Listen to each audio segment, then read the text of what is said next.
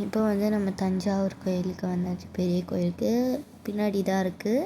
வாங்க போகலாம்.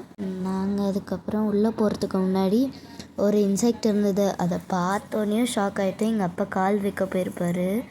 எங்கள் பின்னாடி வந்தவங்க அதை எடுத்து கையில் வச்சுருந்தாங்க. எங்களுக்கு ஒரே பயமாக ஆகிடுச்சு.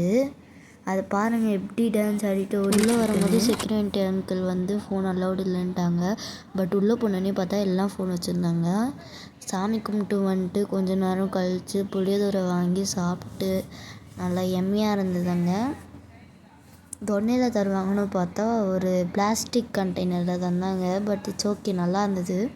சக்கரை பொங்கலும் இதுவும் வாங்கிட்டு இருந்தோம்.